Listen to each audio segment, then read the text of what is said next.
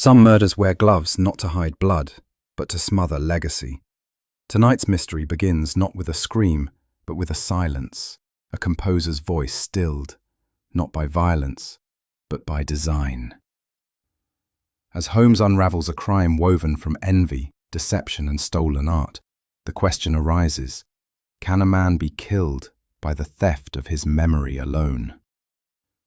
Where are you tuning in from, and what time is it? Let me know in the comments. The fog is thick, the truth elusive. Let us walk with Holmes into the quiet where the music ceased. It was late November, and the mist that rolled off the Thames that morning had not lifted by the time Miss Clara Merivale was shown into our modest sitting room at Baker Street. Her face bore no trace of the florid grief so common in such circumstances, and though her morning attire was proper to the letter, there was an economy to her movements that suggested she had no patience for histrionics. She stood straight, gloved hands folded tightly over the handle of a modest reticule, and her voice, when she spoke, held the clipped cadence of someone repeating a well-rehearsed assertion. "My brother did not take his own life, Mr. Holmes," she said with calm finality. "I do not care what the coroner or the police may declare." Holmes, who had been lounging in his armchair with an open monograph on concert acoustics resting across his knee, did not so much as glance in my direction. He had fixed his eyes upon Miss Merivale the instant she entered, and I knew the gears of his mind were already turning, not merely at her words, but at the unspoken spaces between them. Vincent Merivale, she explained, had been a composer of some promise, though London, as Holmes once remarked, has never been short of those. He had taken rooms on Denmark Street, a narrow spur near Soho, known for its parade of musical printers and teachers, and there he had spent the better part of the last year, eking out a modest existence, submitting scores to publishers with little return, and taking on pupils where he could.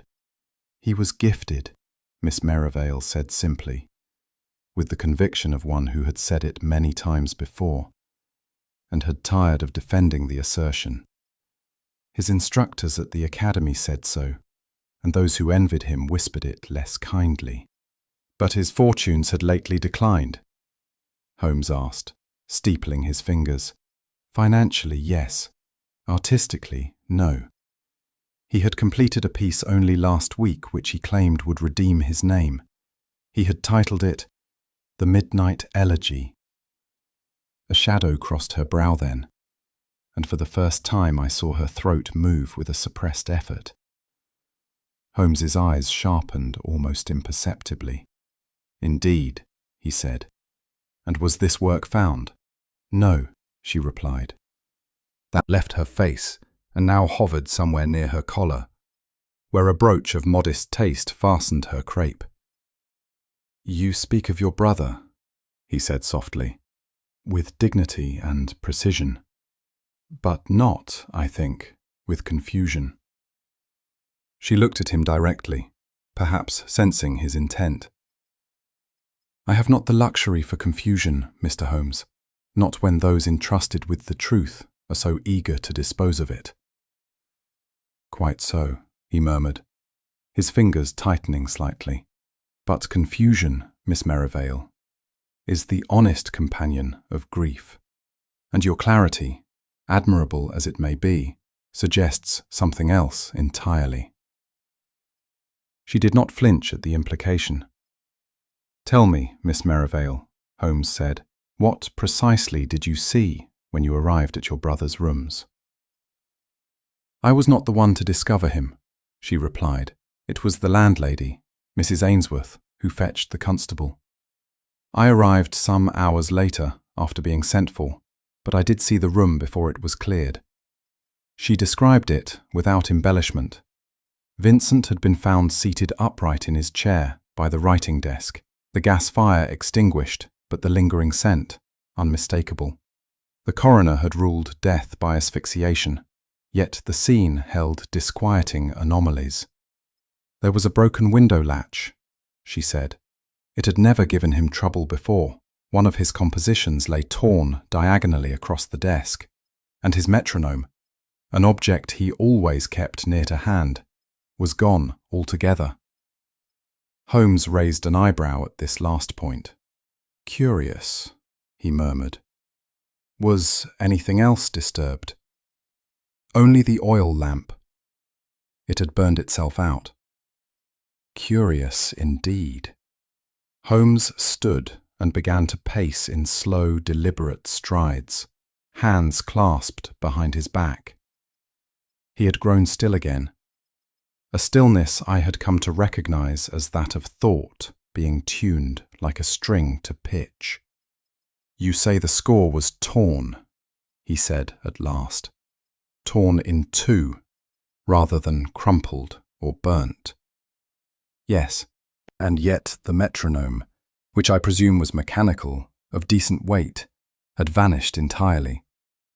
She nodded. "A fragment of composition lies ruined upon the desk, while the device that paces a composer's mind is removed without a trace. No forced entry, no sign of struggle." He paused at the hearth, then turned slowly back. "Unfinished, yet not abandoned," he said, more to himself than to either of us. There was something in her manner which troubled me, not because it was insincere, but because it seemed too composed. The grief was there, no doubt of it, but folded inward upon itself in a way that felt neither cold nor numb, but careful, a grief watched from behind a curtain. She answered every question clearly and without hesitation, yet I could not help but feel that her presence in our sitting room was not solely the act of a woman seeking justice. She was also guarding something, a truth, perhaps too delicate to name, or too perilous to share without proof. And yet I found myself trusting her. There was a steadiness in her regard, a refusal to let sentiment cloud what she deemed to be fact. I had seen the same firmness in battlefield nurses and bereaved sisters. But here there was something more, a knowledge or conviction, not yet uttered. "You said the composition was never found," Holmes said, settling again into his chair. "No," she replied. "I asked for it. I searched for it. It was not among his papers." "Was your brother in the habit of allowing others to view his drafts?" "Never," she said firmly. "Not until he considered them final." Holmes tapped the side of his chair with one finger, once, then ceased. "Miss Merivale," he said, "I do not know if this was murder, nor even if the authorities are mistaken in their diagnosis. But I am willing to say this. Your brother's death is surrounded by enough shadows to warrant light." She inclined her head, not with triumph, but something that approached gratitude. "One final matter," he said, "before we take our coats. Who was the last visitor to your brother's rooms that you know of?" She hesitated, the first such pause since her arrival. "I believe it was Mr. Phipps. Edgar Phipps, his publisher." Holmes's eyes lit briefly with something I recognized well. Not suspicion, but the sharpening of interest. "Then let us pay Mr. Phipps a visit," he said, "after we've had a look at the composer's final performance." The fog lay low and thick as we turned from Charing Cross Road into the narrow entrance of Denmark Street, a dingy artery of London whose charm belonged more to memory than to light. The air bore the unmistakable perfume of coal smoke and damp plaster, but somewhere beneath that lingered another scent altogether. The player had lost interest or nerve. Holmes paused once to glance upward, his expression unreadable. "There are streets in London," he said, "where every note is a confession, and no one listens." We reached number 16, a grim brownstone with bowed window panes, and were met by the landlady, a Mrs. Ainsworth, whose face bore the long-worn fatigue of the profession. Without protest or embellishment, she led us up the stairs to the late Mr. Merivale's lodgings. It was a narrow, high-ceilinged chamber, lit by the grey sadness of a skylight obscured by soot. The room was cluttered, though not unkempt, an organised chaos familiar to any man who has lived within the tyranny of inspiration. Manuscript pages lay curled upon the floorboards like fallen leaves, and a stool stood overturned beside the writing desk. A pianoforte, its varnish dulled with use, occupied the corner nearest the window. Beside it, a stack of sheet music bore indentations, as if pressed by some heavy object now removed. An overcoat hung limp from the back of a chair. I observed a cracked teacup on the mantel, untouched. Holmes made no immediate inquiry. He wandered the room in silence, his gloved hand trailing lightly along the edge of the desk, his gaze moving from doorframe to floorboards, from lamp to curtain.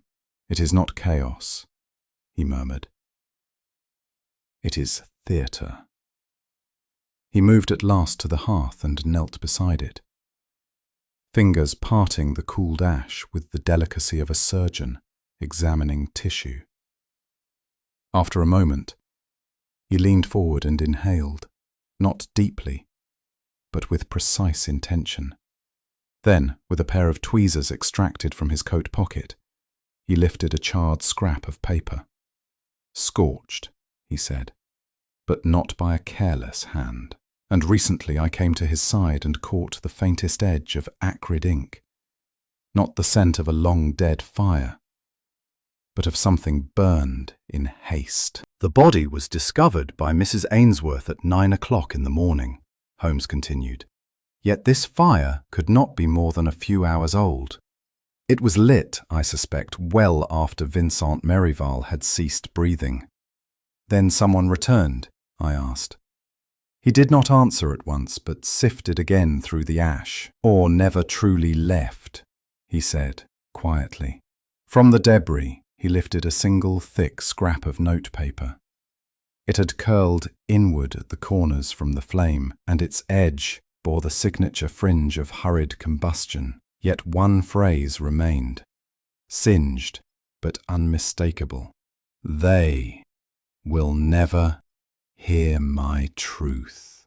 Holmes stared at it for a long moment without speaking. The absence of signature struck me first, but it was the phrasing that chilled me. "A suicide note?" I asked hesitantly. He tilted the paper towards the window light and considered. "No, a note, certainly, but not a farewell. This is neither apology nor lament. It is a denial." He placed it carefully into a leather envelope and turned his attention back to the room. "A man who seeks death does not scribble riddles," he added. "He composes silence." It was at that moment, just as Holmes passed the mantel once more, that the old clock struck 2, a dull, uneven chime that made both of us pause. I glanced at the face. It read 1:15. "Curious," I said. Holmes tapped the glass face with his knuckle. "It is running fast. Precisely 45 minutes, he observed. "Either someone has wound it with uncharacteristic precision, or they wanted the time of death to appear earlier than it was."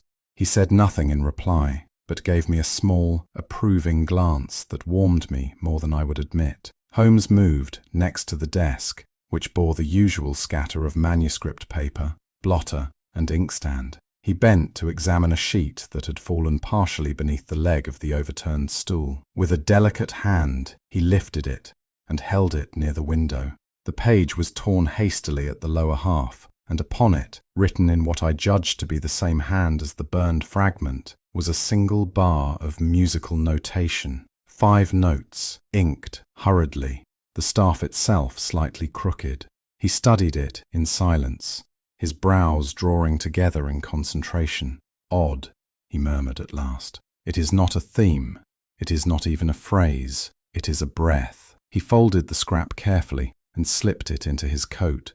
"Composed in panic," he added. or in witness. At last, Holmes turned his attention to the floor, where the shattered remains of a violin lay half concealed by a worn rug. He crouched beside it, lifting the neck gently. Split at the seam, not the string, he noted. Deliberate, or perhaps clumsy. He held the instrument near his nose and inhaled. No trace of rosin, no scent of recent use. An instrument, Watson. It is a prop. He rose and turned once more toward the center of the room. Come, he said. This is not a crime scene. It is a message, and the message is unfinished.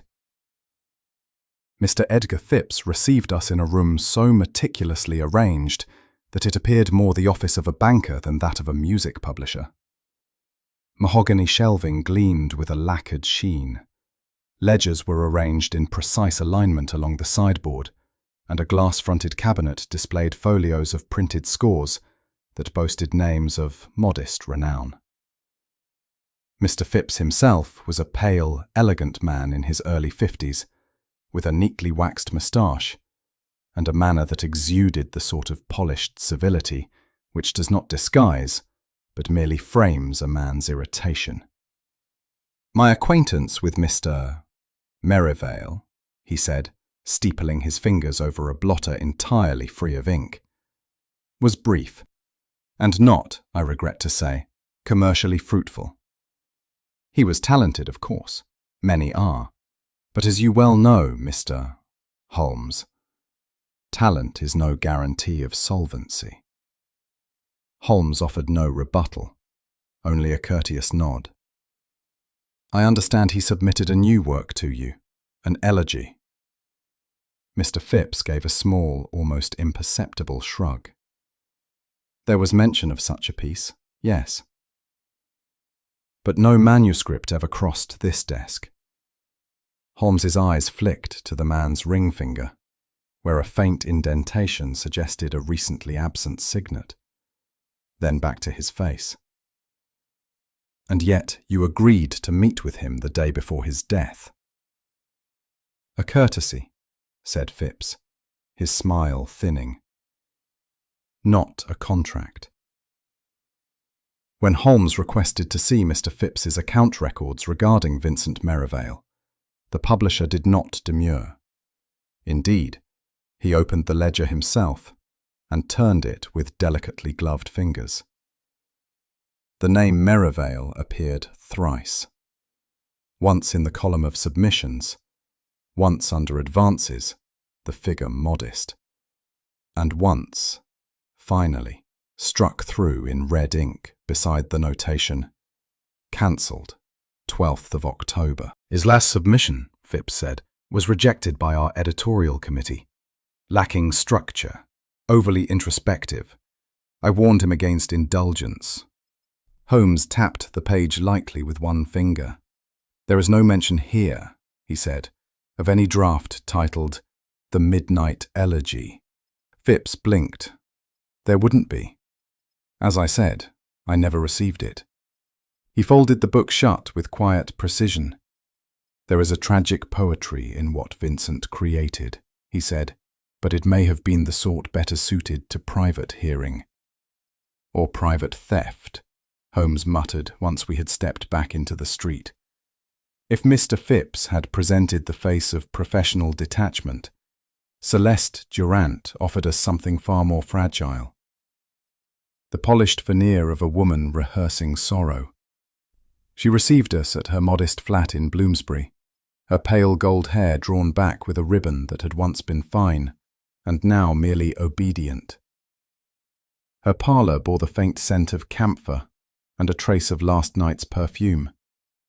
But it was her voice, low, continental, and clouded by something unspoken, that marked her most distinctly. Vincent, she said, upon hearing our inquiry, was the only man who ever wrote music for the breath I actually possess. We spoke for some time about Merivale's temperament, his melancholic moods, his flashes of brilliance, his stubbornness in matters of interpretation, Holmes listened in silence as she described the countless hours they had spent shaping his leader to the dimensions of her voice, and the difficulty he had in surrendering even a single note. "He trusted very little," she said with a sad smile. "Even less, perhaps, than he loved." Holmes leaned forward gently. "Miss Durant, you were seen leaving his rooms the evening before his death. May I ask what passed between you?" She hesitated, not in fear, but in choice. Her silence was long and deliberate. "He showed me a melody," she said at last. "Just the first few bars. He said it was not ready for ears. But I pressed him." "And?" Her gaze dropped. "We quarrelled. I told him he was wasting beauty on silence." Holmes's voice was soft. "Was it a quarrel about the music, or about the man who might claim it?" She looked up then, and something behind her expression, pride perhaps, or regret, refused to answer.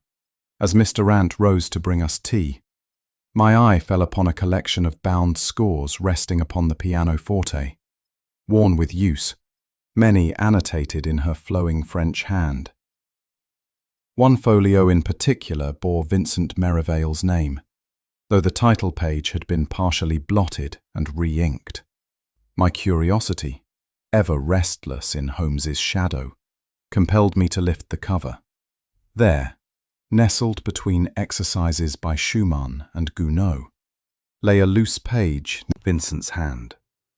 Unlike the other marked passages, this bore no phrasing, no tempo, no breath markings, merely a cluster of unresolved chords, meandering and stark. They formed no melody, only a progression that hovered, as if waiting to resolve. Holmes, seeing my gaze fixed, took the page gently and studied it. "This was not composed to be heard," he said. "It was composed to be found." Miss Durant returned, tray in hand, and for the first time her step faltered. Her eyes met Holmes's, and I watched something pass between them. Not guilt, but memory. Holmes said nothing. He folded the page, placed it carefully inside his pocketbook, and rose. Nigel Thorne's reception was far warmer than expected, though one quickly realized it was warmth of the theatrical variety, a performance, not a welcome. He met us at his lodgings on Gower Street, dressed with ostentatious elegance in a bottle-green smoking jacket, and smoking an ivory-handled cigarette, with the air of a man quite convinced the world was but a second-rate stage, and he, its only competent actor. "Sherlock Holmes!" he exclaimed, with a grin more polished than pleased. "And the good doctor. Come to probe the dusty soul of a dead composer, have you?" Holmes, unfazed, nodded politely. "We merely seek clarity, Mr. Thorne. You and Mr. Merivale shared a circle, if not always a stage." "Circle?" Thorne gave a short laugh. "We shared a street, not a sensibility." Vincent fancied himself tragic. "I fancy myself successful. One of us is no longer composing." "There are those," Holmes said mildly, "who would suggest your recent success bears certain familiar inflections." Thorne's brows arched, his grin fixed. "Surely you don't mean the firebird in ashes? Originality, Mr. Holmes, is merely well-timed inheritance." Vincent lacked both. Holmes inclined his head, but made no reply. Thorne exhaled smoke toward the ceiling. "In any case, I bear no ill will." His despair was his own. "Some men compose, others publish." There was something almost too rehearsed in the dismissal, too eager to show disdain. It struck me then. Not grief nor guilt, but something more elusive. Relief, poorly masked by swagger. When we took our leave, Holmes remained quiet for several paces, the fog clinging more thickly now about our boots as we stepped back into the street. I looked over at him, searching his face for the usual glint of satisfaction or insight. Instead, I found only that cool detachment which sometimes cloaked his most profound intuitions. "He was very eager," I said finally, "to distance himself from Vincent. too eager. Holmes nodded slowly. Yes, and yet not eager to convince. He glanced back toward the upper windows of the house behind us. Guilt, Watson, speaks in whispers. It is envy that shouts. I turned the phrase over in my mind as we walked, and for once I could not tell whether he spoke of the man we had left, or of the one now buried beneath a silence he had never wished to compose. It was on a particularly dull morning, grey as unburnished pewter, that Holmes requested I review the surviving contents of Vincent Merivale's valise, which had been brought to Baker Street the previous day by Mrs. Ainsworth. The bag, though weather-stained, bore the faint smell of varnish and coal dust, and contained several pages of manuscript, incomplete, disordered, and bearing in places the imprint of a boot heel. As I leafed through them, I noticed one particular folio that had escaped ink but not pressure. Along its edge, barely visible in the faint light, were the faint remnants of a pencil inscription, compressed rather than written, as if the composer's hand had trembled at the moment of writing. I called Holmes over. "Here," I said, holding the sheet at a slant. "Do you see it?" He adjusted the blinds to admit more daylight and peered closely. Slowly, the words revealed themselves. A single line etched with fragile insistence. "They will never hear my truth." Holmes stood motionless for some moments. Then he turned to me, and though his tone remained composed, I could detect that peculiar gravity he reserved for matters of psychological complexity. That, he said softly, was not written by a man at peace. It was shortly after noon when Inspector Lestrade arrived, bringing with him a copy of the official coroner's report and a countenance that bore more of routine than revelation. He removed his gloves, shook Holmes's hand with perfunctory civility, and accepted a cup of tea from me with a nod of thanks. "No mystery here, gentlemen," he said, producing the folded parchment from his breast pocket. "Gas poisoning. Firebox was off, but the room still carried the residue. Coroner places time of death between midnight and 4. No sign of struggle, and nothing to suggest forced entry." He tapped the page. The man was drowning in debt, in solitude, and in sentiment. Happens more often than one might wish to admit. Holmes listened with it, burned what he no longer wished to face. As for the metronome, likely pawned long before he rose and buttoned his coat. If I thought there was aught here beyond melancholy and misfortune, I'd not be standing in your parlour. But there's no crime to be solved, Holmes. Only a man too weary to finish his song. Holmes said little after Lestrade's departure. He took the coroner's report and laid it beside the manuscript folio, then stood, gazing at the line I had earlier uncovered. His hands were clasped behind his back, and he rocked very slightly on his heels, a motion I had long recognized as the physical expression of a mind passing contradictions. "This manuscript," he said at last, "lacks all the hallmarks of a man preparing his final utterance." "How so?" I asked. "There is no closure, no cadence, no conclusive phrase. Even Beethoven, who knew the silence that awaited him, resolved his final bars with dignity. Here we have a fragment, a body with neither heartbeat nor burial." He gestured to the page. "This is not farewell, Watson. It is interruption. But the note, precisely. A message meant not to explain, but to haunt. A voice crying not goodbye, but you will not silence me." He turned then and resumed his pacing, the soft scrape of his boots forming a rhythm the dead composer might have recognized. As Holmes turned once more to the fireplace, I sat in my chair, staring down at the single line Vincent had left behind. I could not shake the feeling that its ambiguity was deliberate, a phrase suspended between poetry and protest. It was not remorse that echoed from those words, but something more bitter. Denial, perhaps. Or accusation. They will never hear my truth. The words felt less like a lament than a verdict. I had seen men write such phrases in the trenches, coded messages to the living, not cries to the grave. There was, I felt, something personal in its construction, as though intended for an ear not present at the moment of death, but anticipated thereafter.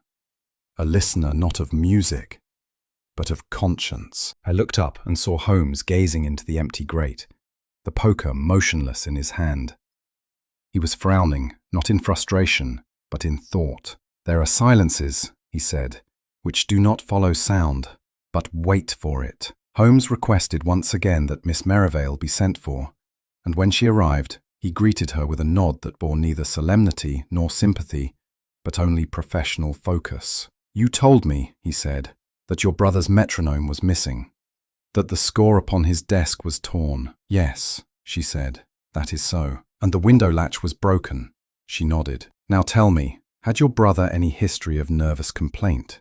Was he in the habit of tearing his work in frustration?" "Never," she said, after a pause. Vincent was precise. He would crumple drafts, never tear them. He believed even failure deserved form. Holmes turned to me. "Note that, Watson. A man of formal sensibility leaves no jagged edges, unless someone else enters the scene." He resumed his pacing. The gas tap was open, but not fully. The fire was out, yet the scent lingered. The manuscript was torn, not discarded. The metronome, a beloved, even necessary tool, vanished, and a clock ran ahead by 45 minutes. He stopped short. "It is not the presence of violence that concerns me," he said. "It is the absence of chaos." He faced Clara. "Your brother's death was arranged, Miss Merivale, but not by him." The rehearsal room was located 2 floors above a shuttered tobacconist's, on an otherwise nondescript side street off Shaftesbury Avenue. We gained access with some persuasion, and a brass key procured from the building's caretaker, a man whose rheumy eyes and tarnished waistcoat suggested he had witnessed more than he remembered, and remembered less than he preferred. It was a narrow chamber, scarcely wider than a hansom cab, with warped floorboards and a cracked mirror hanging opposite a scuffed, upright piano. The air within bore that peculiar density common to unused spaces, a mingling of old polish, forgotten footsteps, and the ghost of ambition. But there was something else as well, something more acrid and recent, detectable beneath the dust, the faint scent of ash. Holmes said nothing as he stepped inside. He stood perfectly still in the centre of the room, his eyes scanning the corners as if listening to the residue of silence itself. Then, with quiet deliberation, he moved to the wall peg where a coat still hung. A black wool overcoat, faintly spotted at the hem. "It appears," he said, brushing his fingers over the collar, "that Mr. Merivale did not return for all his belongings." He reached into the breast pocket, and his fingers closed around something brittle and crushed. What Holmes withdrew was a small, flattened sachet of camphor, the kind once popular among singers and theatre folk for keeping the chest clear and the voice supple. It was bound in gauze and ribbon, the latter now discoloured with time and wear. He held it at arm's length for a moment, his brow furrowing faintly. "A curious possession," he said. "Not for a composer." I moved closer and examined it. The faint, pungent scent clung to the fabric, and when disturbed rose sharply, unmistakable and oddly evocative. "Camphor," I said. "Used medicinally, but rarely so personally." Holmes nodded, and kept in the breast pocket, no less. A curious location, unless one intended to mask scent or preserve breath. He turned the sachet over once more, then slipped it into a handkerchief and placed it carefully in his coat. "Tell me, Watson," he added, "do you recall any acquaintance of Mr. Merivale's with a preference for this particular aromatic?" I did, and said so. Indeed, it had struck me with subtle insistence during our first visit. The perfume that lingered faintly about Miss Celeste Durant's sitting room bore a trace of camphor, softened beneath layers of rose and citrus, but perceptible nonetheless. I noticed it in her parlour, I told Holmes now. Though faint, it was unmistakable, the same curious bitterness behind her perfume. Holmes did not appear surprised. He merely folded his arms and cast a long glance about the room once more. "She is a contralto," he said. "It would not be unusual for such a woman to use camphor before singing. But this," he tapped the overcoat, "is not recent. And it was not hers." I frowned. "You mean he?" "I mean," he interrupted, "that possession and origin are not always identical, particularly in rooms where art and affection often intertwine." He knelt beside the piano, pressed one key, and listened to the dull, out-of-tune note echo against the plaster. "No," he said softly. "This was left for a reason." Holmes rose from the piano with a faint look of satisfaction and returned to the coat. He turned it inside out at the collar and examined the stitching carefully, then ran his fingers across the lapel. "Too clean," he murmured. "Too deliberately hung. This was not carelessness, it was arrangement." I watched as he took a few slow steps around the room, pausing by the broken mirror, then returning again to the door. He turned to face the window, hands clasped lightly behind him. "You see, Watson," he said, "there is nothing in this room. No broken cup, no torn page, no cluttered desk, to suggest that Vincent left in haste. And yet this overcoat remains, complete with a personal item too intimate to misplace." He walked to the coat again and sniffed once more. No scent of Vincent himself, no pipe smoke, no ink, no chalk dust. Only this: camphor and the faint suggestion of sandalwood. It does not belong to him. He looked at me directly, and if it does not belong to him, it was placed. In the hansom cab returning to Baker Street, Holmes was unusually quiet. I could sense in him that particular mood he often assumed when a case began to outgrow its apparent scale. A posture of stillness, beneath which all manner of silent deductions unfolded. At last he said, "Camphor has served us poorly today, Watson. Not because it led us to error, but because it so nearly led us to truth. You believe Miss Durant placed the sachet?" "I believe it was meant to point us toward her," he replied, "and in doing so, absolve another." I frowned. "But to what end?" Holmes's voice lowered. "To create a plausible intimacy, a shared scent, a traceable link. It implies presence where there may have been none, and obscures absence where there may have been guilt." He tapped the side of the cab with his cane. "There is misdirection here, but it is not hers. I begin to suspect Miss Durant is not the player she appears to be, but a chord struck by another's hand." I was silent a moment, then asked, "And Vincent?" Holmes turned to me. "He wrote no final harmony, Watson, only a silence carefully composed by someone else." We were once again received in Mr. Edgar Phipps's offices, though this time the pleasantries were notably fewer, and the temperature of the encounter several degrees cooler. Holmes had written ahead requesting a particular item from the publisher's archive, and as we entered, Phipps produced it with the air of a man fulfilling an obligation, rather than extending a courtesy. He placed the small wax cylinder on his desk between us with careful fingers, its label hand-penned in an elegant copperplate script. "The Midnight Elegy," he said, "by Geoffrey Haldane." Holmes raised an eyebrow. "A promising name," he remarked lightly, "though new to me." Phipps gave the slightest smile. "One of our young discoveries." "Indeed," said Holmes, already turning the cylinder over in his hand.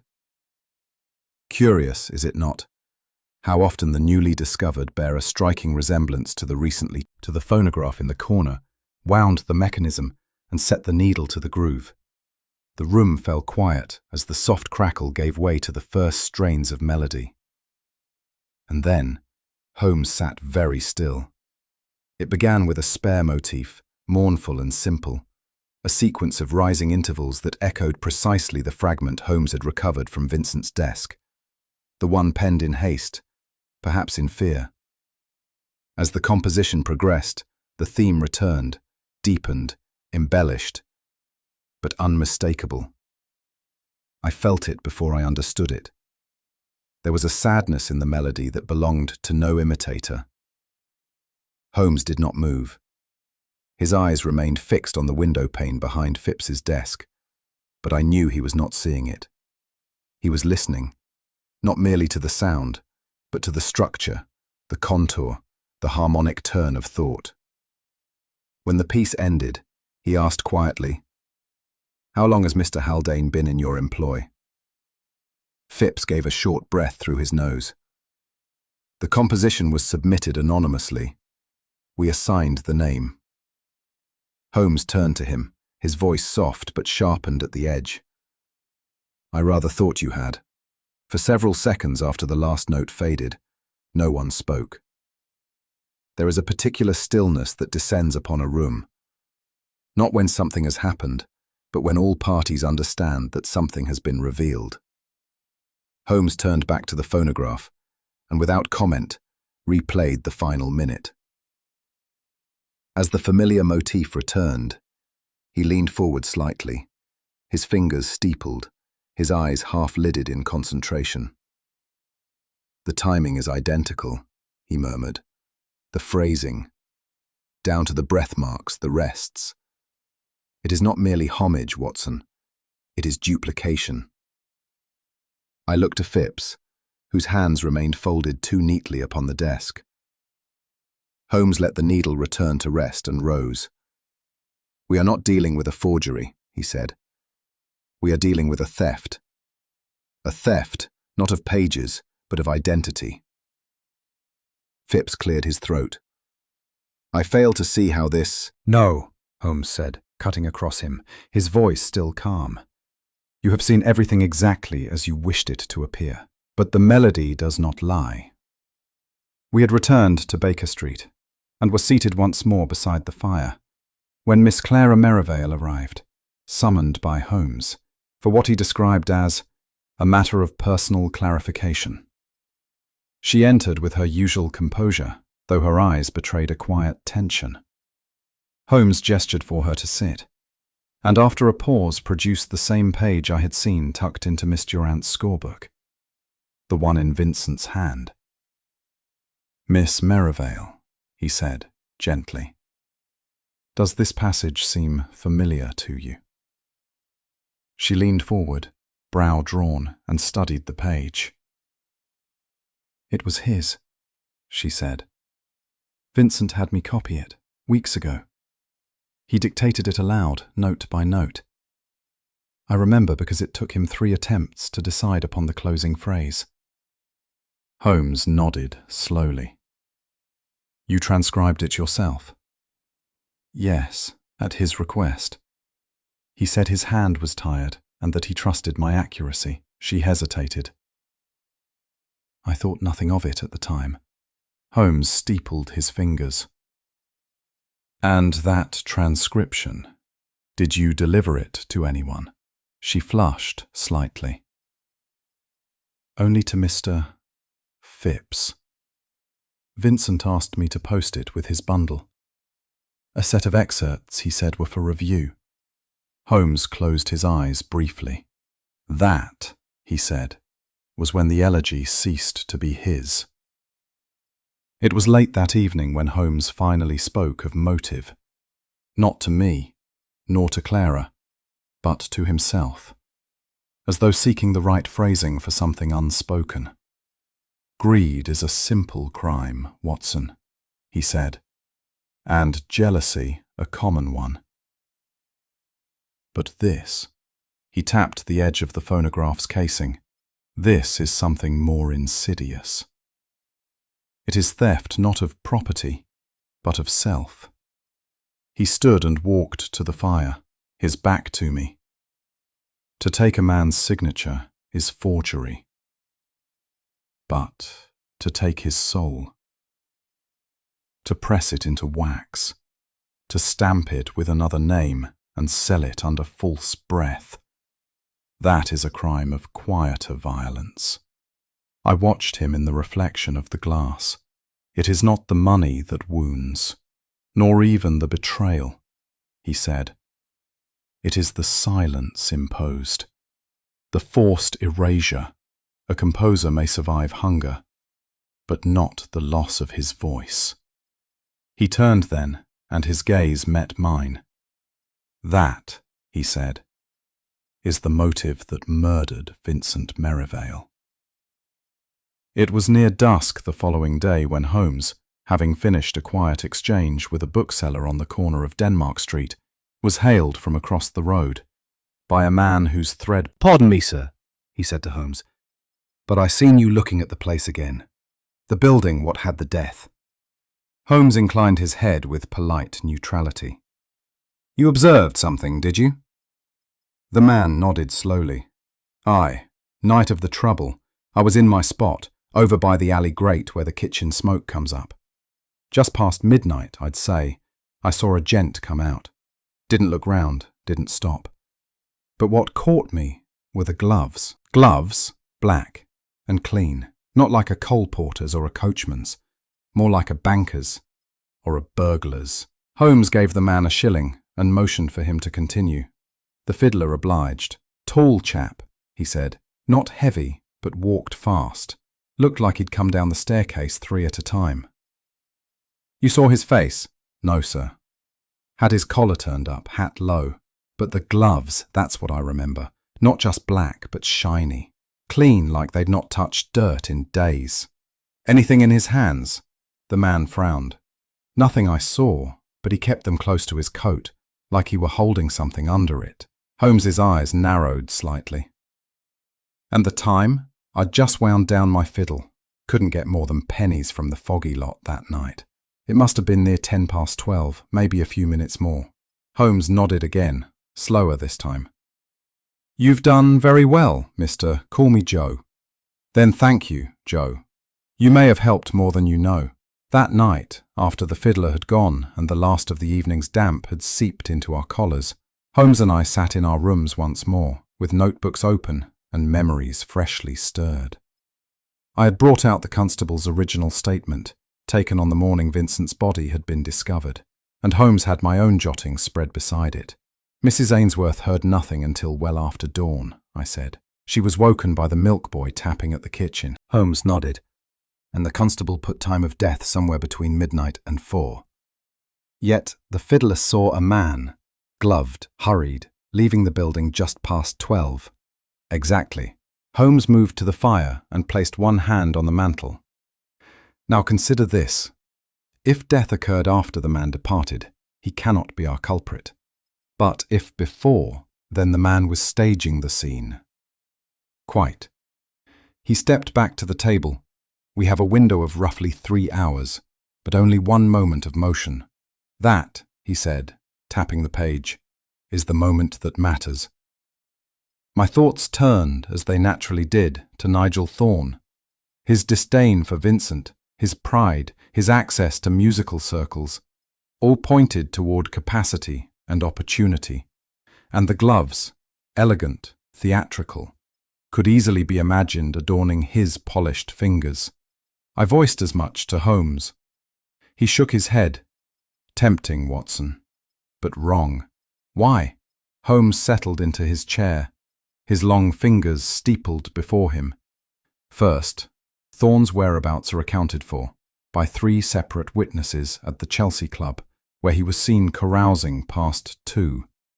Second, and this is more crucial, he would never have worn gloves." I frowned. "You mean he's too arrogant?" "Indeed. Thorne would wish to be recognized, even in villainy. He is not the type to smother identity. He would announce it, preferably with a fanfare." I thought back to the fiddler's quiet recollection. The speed, the secrecy. Then who? Holmes did not answer at once. His gaze drifted to the edge of the table, where a faint line of candle wax had cooled into hardened ripples. The answer, he said, may lie not in who wore the gloves, but in why. Black gloves, Holmes said slowly, are not uncommon in winter, but spotless ones, worn at midnight by a man fleeing a dead composer's residence, are not for warmth. They are not for show. They are for preservation of identity. Holmes shook his head. No, not concealment. Conservation. He rose and began to pace, the creak of the floorboards accompanying his thought. The fiddler saw no face, no item carried, but he saw the man guarding something beneath his coat. Not large, not visible, but protected, like a scroll or a cylinder. Realization struck me. The phonograph cylinder, Holmes nodded. Precisely. The gloves were not worn to hide the hands, Watson. They were worn to protect the object. He stopped before the fireplace, the flicker of light catching his profile in sharp relief. And who would need to preserve a phonograph cylinder from oil, from soot, from the oils of one's own skin? He turned to face me, a man who was carrying a voice not his own. I have long since ceased to question Holmes's capacity for the unexpected. Yet I must. Fiddler. He asked me to accompany him to a modest recital hall near Bloomsbury. The venue, seldom frequented by the fashionable set, bore a faded dignity which spoke to former prestige and current discretion, qualities Holmes seemed to favour in both buildings and confidants. We shall require the services of Mr. Howard Latham, Holmes remarked as we ascended the narrow stair to the private chamber above. A pianist of minor renown but exceptional memory. Memory? I echoed. Yes. He once reconstructed an entire Chopin etude from a single hearing in Warsaw. But what for? He handed me a folded note bearing 4 names. Miss Clara Vincent, Mr. Frederick Phipps, Madame Celeste Darvaux, and Mr. Nigel Thorne. They have each been invited, he said, to a most intimate performance. Vincent's final composition, purportedly discovered among his effects, the Midnight Elegy. I stared at him. But it was destroyed. So they believe, Holmes replied with a glint. Let us see what they reveal when they hear it again. Our guests arrived singly, their expressions ranging from curious apprehension to cultivated indifference. Miss Vincent, draped in an austere grey gown, bore the gaunt expression of one newly returned from mourning. Madame Darvaux greeted us with her usual hauteur, though her gloved hand trembled as it adjusted her veil. Phipps, solid, pale, nervous, had the look of a man summoned to a reckoning, while Thorne's smile, as ever, bordered on the insolent. Holmes offered no introductions. Instead, with a slight bow, he motioned to the pianist. Mr. Latham took his seat, nodded once, and began to play. The opening bars were spare, soft chords barely above a whisper, the sort of melody that leaves space for silence to speak. I could see Clara's lips part slightly, as if some ghost had brushed her shoulder. Celeste sat rigid, eyes closed, one hand at her throat. Thorne crossed his legs and studied the ceiling. Holmes, meanwhile, said nothing. He stood just behind the pianist, not watching him, but rather those gathered, his gaze flicking, assessing, absorbing.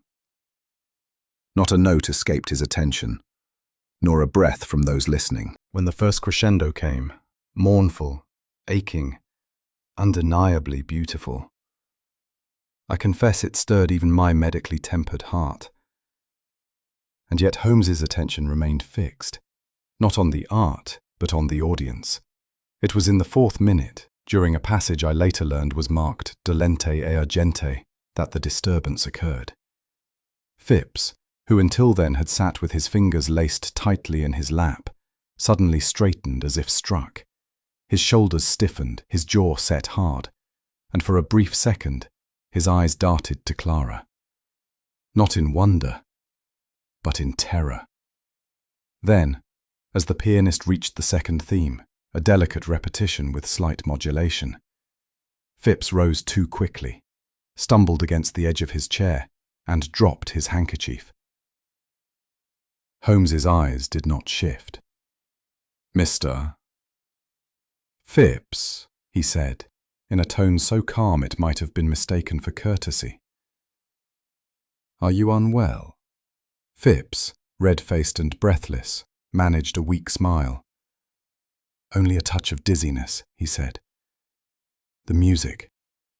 It startled me." Holmes nodded slowly. "Yes. It tends to do that.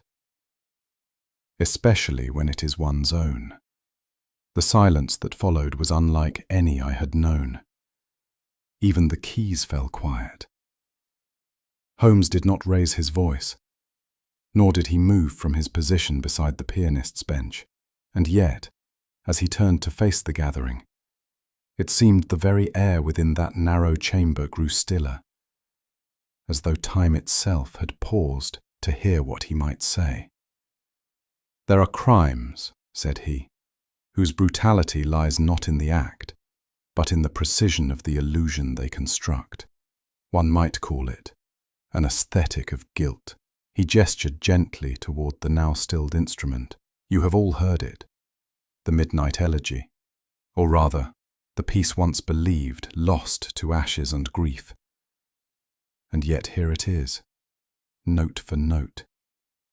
Each bar restored from memory, by a performer who had never read its sheet, and who relied solely on what had been played, once, on a particular evening." He allowed a beat to pass, an evening not long before Mr. Vincent's demise. An evening when Mr. Phipps, friend, steward, and gatekeeper of Vincent's final days, was alone in possession of the artist's private phonograph. Phipps shifted once in his chair, a movement almost imperceptible, save to those trained to observe. Holmes continued. "Would you care to hear the cylinder itself, Mr. Phipps? Or shall I describe the wax residue I found in your desk, precisely matched to that unique model of machine you insisted had not been touched since July?" Phipps opened his mouth. No words emerged, said, "But in manipulation of a man, of a legacy, of grief itself." From his coat pocket he produced 2 slips of paper. One was yellowed, torn at the edge, and bore the faint scent of lavender. The other, crisp, folded with geometrical care, was the forgery. He placed them side by side on the edge of the piano. "Here we have Miss Vincent's hand, fluid, emotional, marked by a slight tremor of the lower loop in her Y's. And here, her brother's farewell note, the suicide letter you so helpfully produced. The resemblance is commendable, but one can mimic ink. One cannot mimic sentiment." Holmes tapped the forged page gently. The note was copied, not conceived, and the cylinder altered.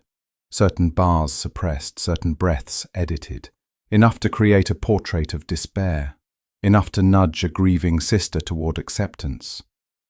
But not enough, I dare say, to deceive the truth indefinitely.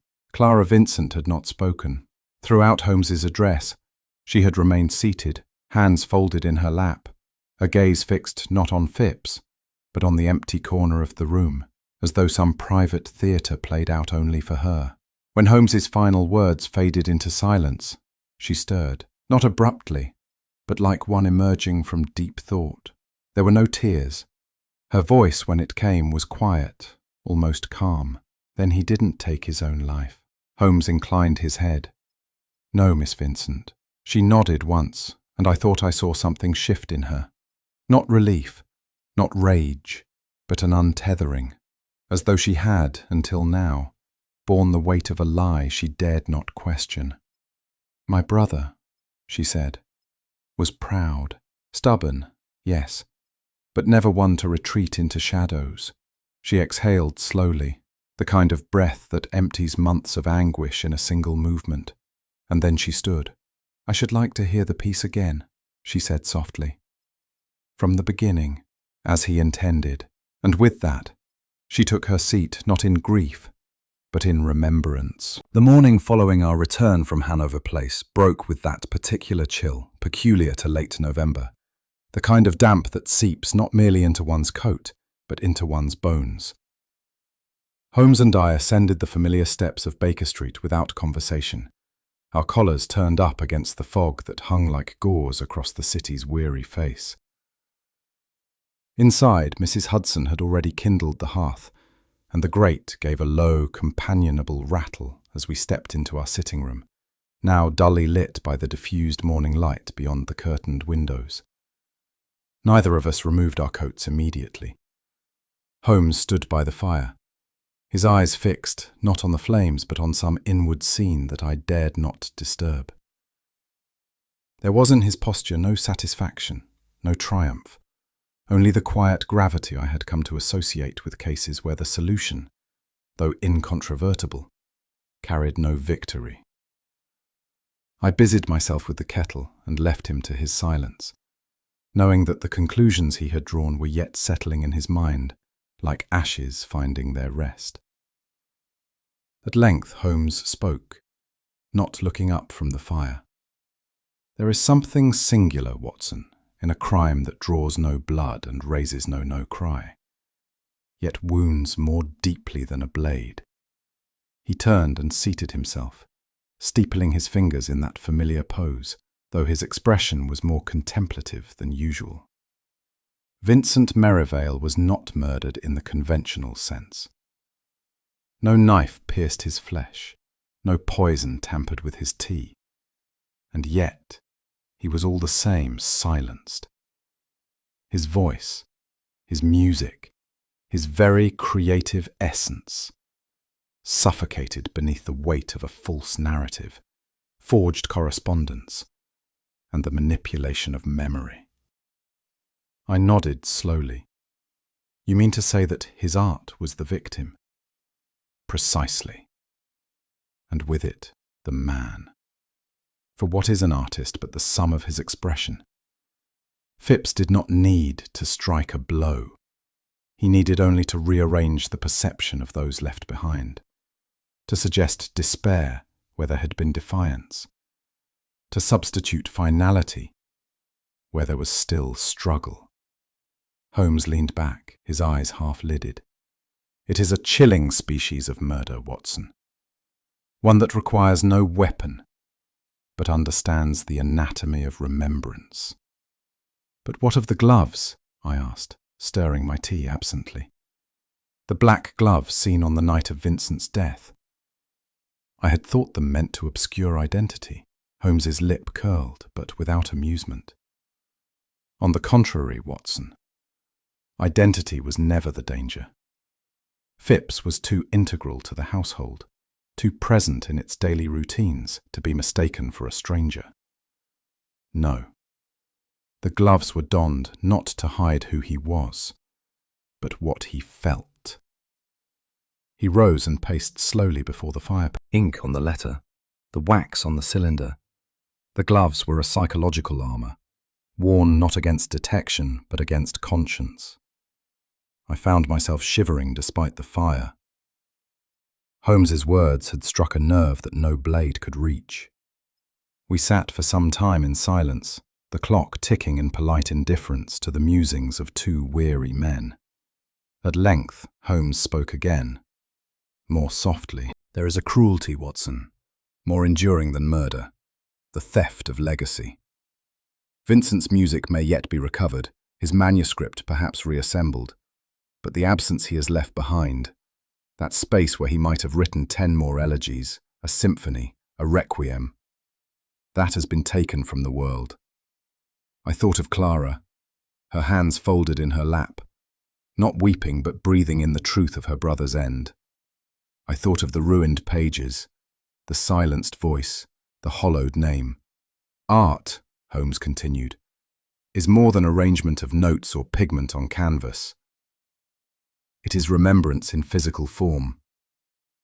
And to rob a man of the memory he would have left behind, that is to erase him twice.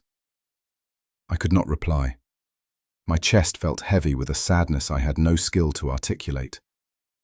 Holmes, seeing this, merely nodded and rose to draw the curtains open a fraction wider, letting in the pale light of a fog-bound day. That afternoon, while Holmes dozed with his hands folded beneath his chin and the newspaper untouched at his feet, I found myself drawn to my writing desk. There are cases I record out of professional duty, curiosities solved, clients vindicated, crimes thwarted. But there are others I commit to paper with a different intent altogether. Vincent Merivale was not merely a victim, nor Phipps merely a villain. They were figures caught in the melancholy machinery of human frailty, pride, longing, envy, and the yearning to be remembered. I thought of all the voices history forgets, not because they fail to speak, but because someone else ensures they are never heard. And so, in the quiet of our rooms on Baker Street, I wrote his name. Vincent Merivale. Not in sorrow, nor in judgment, but so that somewhere, amidst the smoke and steel of this great city, his music might be remembered not by the fraud that buried it, but by the truth that brought it once more to light. Holmes leaned back in his chair, fingertips pressed together, his gaze fixed, not upon me, but somewhere beyond the curling smoke from his pipe. "You see, Watson," he said quietly, "in this case the weapon was not a blade nor a blunt instrument, but a hand that rewrote another man's soul.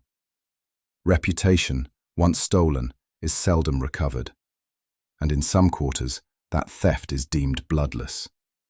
But I suspect Mr. Merivale might disagree."